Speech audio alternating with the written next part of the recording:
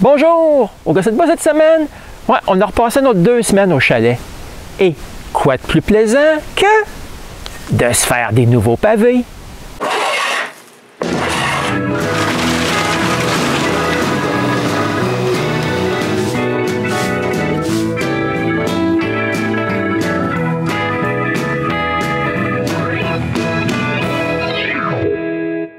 On pourrait bien croire qu'on a passé l'été au chalet, mais c'est pas vraiment le cas.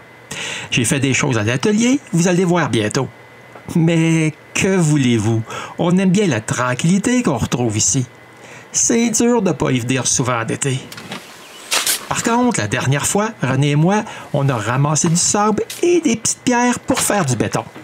C'est maintenant le temps de faire de quoi avec tout ça.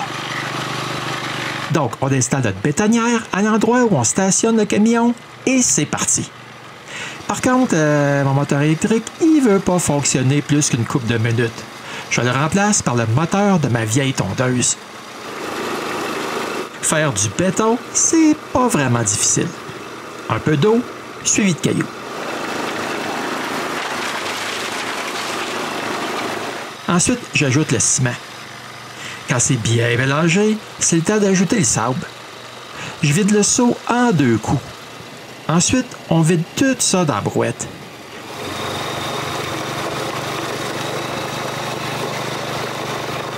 Puis, on met le boule sur le sol et on le remplit de béton. Ensuite, on recommence. Ouais, je m'occupe toujours des choses lourdes, tandis que René s'occupe des choses importantes. Ah, mais c'est pas mal répétitif et abrutissant en même temps.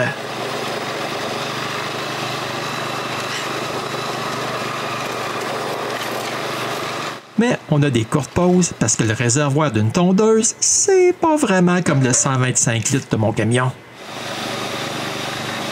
Voir le trottoir s'allonger devant nos yeux est notre récompense. 6 heures plus tard, on n'a plus de ciment. C'est le temps de bien nettoyer nos instruments. Je m'occupe de la bétonnière, tandis que René s'occupe du reste. C'est vraiment pas la chose la plus plaisante de la journée, mais il faut le faire. Par contre, le résultat est vraiment plaisant. Comme vous pouvez le voir, il manque des pavés ici et là. Paf, c'est pas un problème, parce qu'on commence toujours par s'en faire d'extra pour boucher les endroits où le moule ne peut pas être déposé par terre. 2 jours plus tard, c'est le temps de déplacer ces pavés pour finir le trottoir. René m'apporte les pavés qui manquent pour finir le patron et je les mets en place. De cette façon, c'est possible de passer par-dessus les racines. Depuis le temps qu'on utilise ce moule, on a donné un nom à chaque pavé. C'est plus facile quand j'ai besoin d'un modèle en particulier. Il y a le carré, le doigt, la baleine, le Texas, la couronne, le bouclier et finalement la lune. J'aime bien ces formes parce que c'est facile de les placer différemment pour faire tourner le patron sans que ça paraisse trop. Ouais, mais c'est pas terminé. Il faut remplir entre les pavés. Ici, on utilise simplement du sable. J'étends du sable ici et là. Ensuite, on utilise les balais pour bien remplir entre les pavés.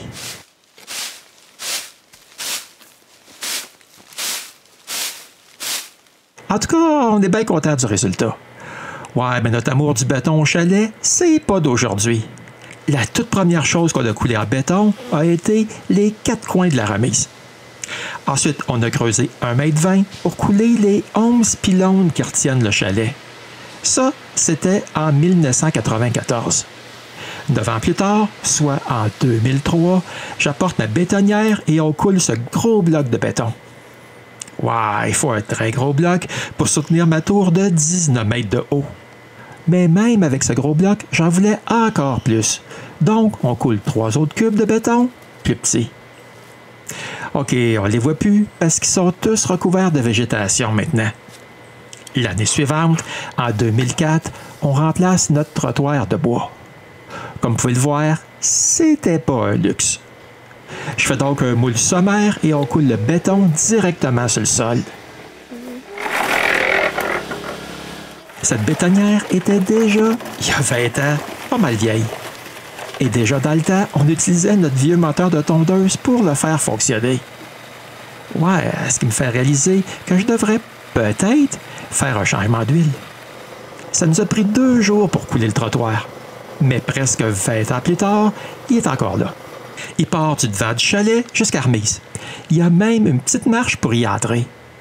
L'autre embranchement va à la douche et à Bécosse. Mais ce qui m'étonne le plus, c'est que j'ai seulement cette petite fissure sur les 26 mètres de trottoir qu'on a coulé. Ouais, mais c'est pas la seule chose qui est en béton au chalet. Il y a aussi notre patio.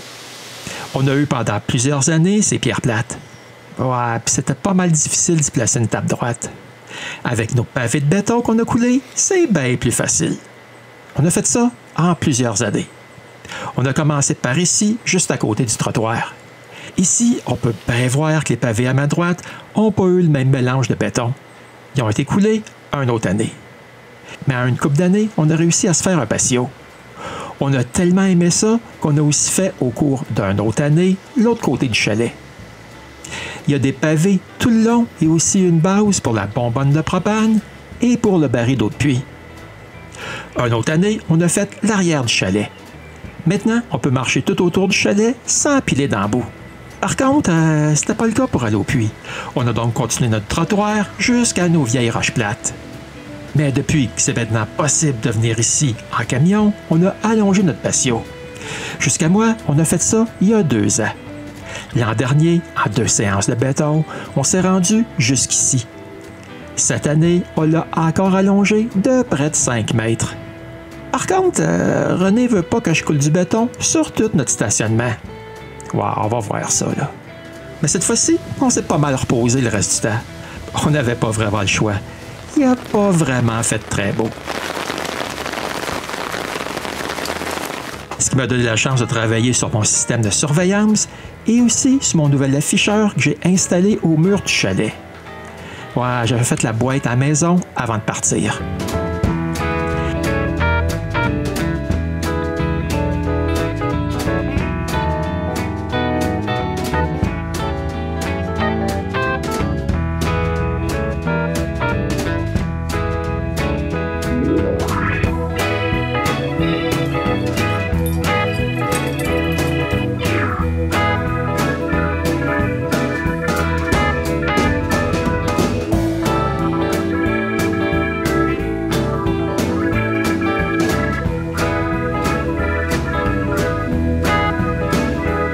C'était nos dernières semaines au chalet.